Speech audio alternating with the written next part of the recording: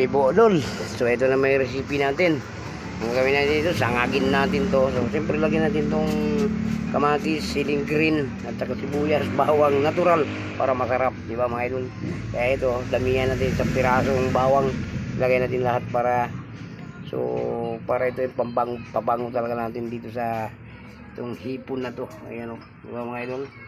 Sarap yan. Sangagin lang natin. Style ito, unahin natin itong kamatis. Siyempre papulayin natin siya.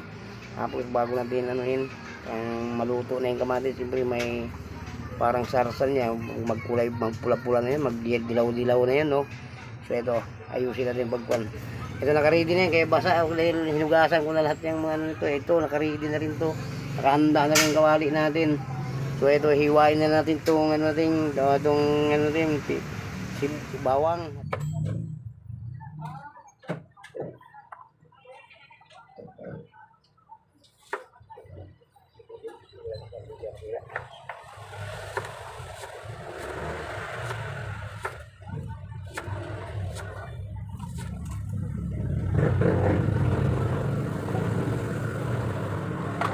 Ito na dul, tapos tayo. Yan.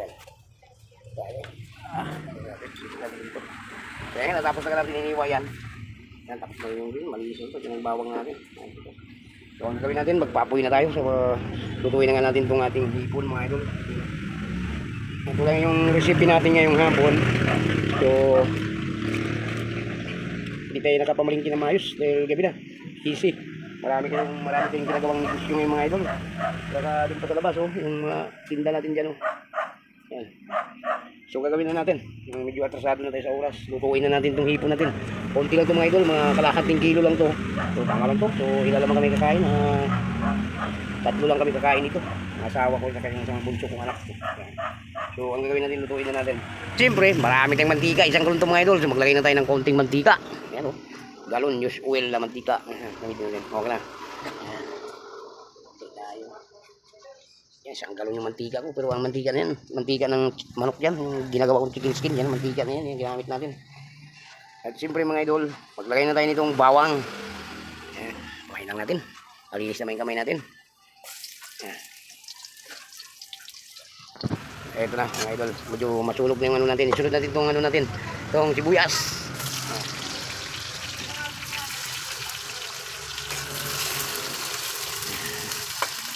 Lagyan na rin natin itong siling green.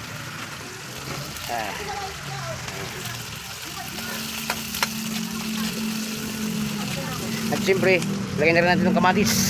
Kinakamay ko lang itong mga idol kasi malinis naman kamay natin. Ayan. Lagyan natin. Haluin natin. Ayan. Siyempre, bago natin ilagay yung ano natin, yung hipon natin, siyempre palutuin muna natin yung mga ricado natin dyan. Diba?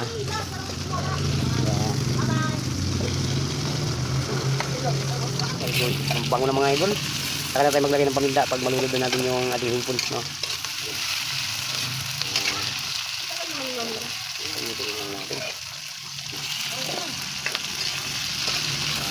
Yan. Sarap, mga idol. Halagang ano lang yan. Siyempre, lunod na natin mga idol. Lagay na natin itong ating hipon. Sarap mga idol, oh. Ha? Wala. Ito. Simple lang yung ulam natin mga idol. Wow. Pakayami. Siyempre may ulam pa tayo dyan. Maglagay pa tayo ng paminta. Maglagay pa tayo pang ano natin. Pampasarap natin. Siyempre yung ano mga idol. Yung cubes, no? Maglagay tayo. May kulang pa tayo. Paminta. Maglagay tayo ng paminta. Paminta. Ayan. Paminta.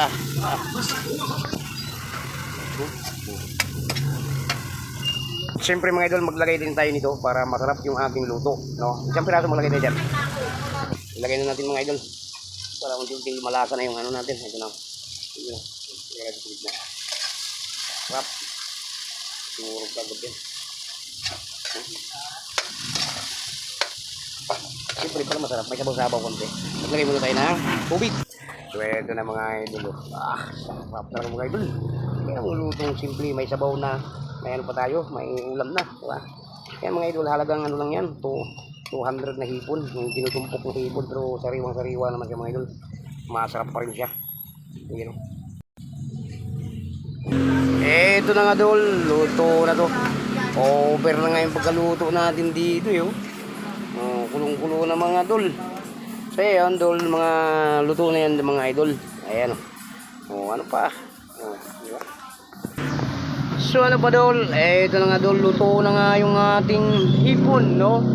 Yan, simpleng luto lang to dol.